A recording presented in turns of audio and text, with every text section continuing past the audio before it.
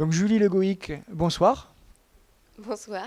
Donc tu es adjoint à la ville de Brest. Tu es en charge de la santé. Tu es venu ce soir à Toulon à l'invitation du Parti Occitan pour discuter avec nous de la problématique du tramway. Tu sais qu'à Toulon, nous n'avons pas le tramway parce que la majorité à l'agglomération y est opposée. Elle serait plutôt favorable à ce qu'on appelle le BHNS, bus à haut niveau de service, qui est pour nous extrêmement contestable en termes environnementaux, en termes sanitaires, en termes également de transport, de capacité de transport.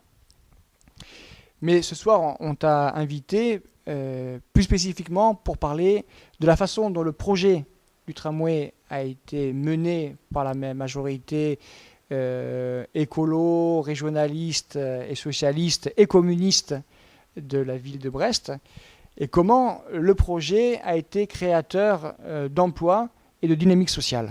Donc le projet sur l'emploi, on a envisagé l'idée que le chantier devait être créateur d'emplois dès le début du projet, avec immédiatement la création de formations pour les jeunes du territoire, avec immédiatement aussi la demande, l'exigence pour les entreprises de mettre en place 10% des heures travaillées en insertion.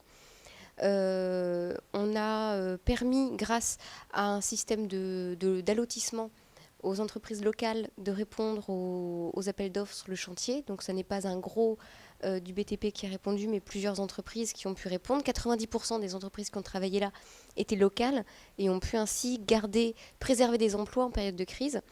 Et donc on a créé une dynamique autour de l'emploi sur le chantier du tram. Nous, en tant que régionalistes, nous sommes évidemment très attachés à la fois à une dynamique des territoires, donc en termes d'emploi, de l'emploi local, et également à la péréquation, la solidarité entre les territoires. Il y a un autre aspect que tu as évoqué tout à l'heure, pour favoriser l'emploi local, c'est la façon dont l'appel d'offres a été géré. Tu peux nous développer un petit peu ? On a choisi de mettre un opérateur qui est une société d'économie mixte qui s'appelle la SEMTRAM, donc avec des capitaux publics et des capitaux privés. Et ensuite, on a créé plusieurs lots, par exemple la pose des rails, les canalisations, la voirie. Ça n'était pas un chantier global, il s'agissait de permettre vraiment à toutes les petites entreprises locales de répondre. Parce que quand vous faites un seul lot sur tout un chantier aussi monumental, seuls Vinci, Bouygues ou Veolia sont en capacité d'être concurrentiels sur ces appels d'offres. Et donc, nous, on a réussi puisque 90% des entreprises qui ont travaillé là étaient locales.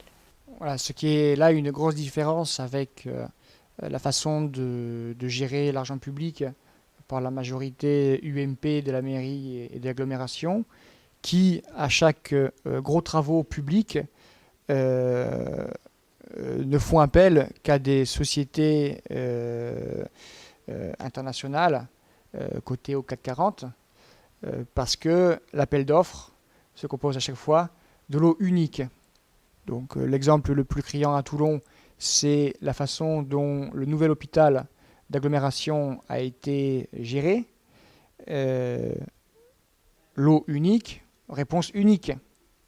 Alors qu'on aurait pu faire des lots multiples, pourquoi pas un en maçonnerie, un en plomberie, un en électricité, et ce qui aurait donné une chance aux entreprises locales de pouvoir se positionner là. En l'occurrence, ça a été un lot unique, et donc c'est Vinci qui a eu le marché.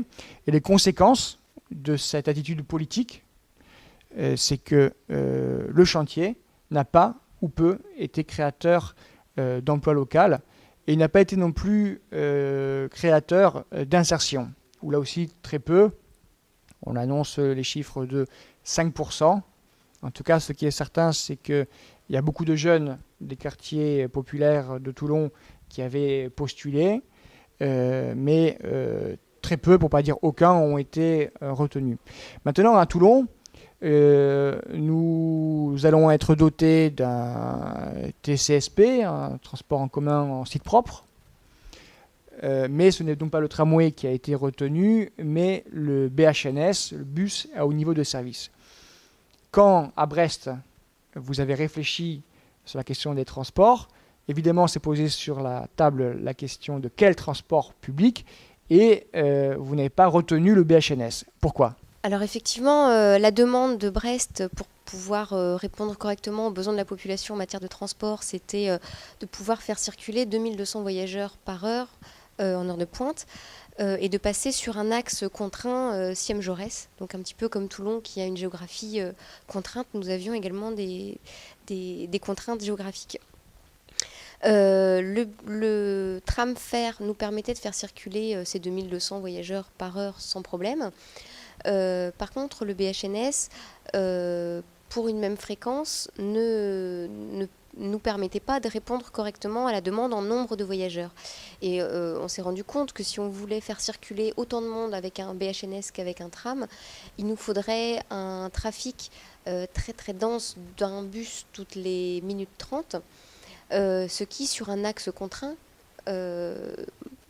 empêche complètement la traversée verticale pour les vélos, les voitures, les autres modes de déplacement sont complètement bloqués par un axe qui est saturé en bus, et ça nous paraissait complètement une solution techniquement absurde sur une géographie comme la nôtre, comme la vôtre aussi. Julie, merci beaucoup pour ces explications. Je rappelle que Julie est adjointe à la ville de Brest et élue également à l'agglomération, et que tu es dans le même groupe que l'Union démocratique bretonne, qui est l'équivalent du Parti occitan pour la Bretagne. Et cette dynamique commune que vous avez en Bretagne, entre régionalistes et écologistes, est tout à fait révélateur de convergence politique.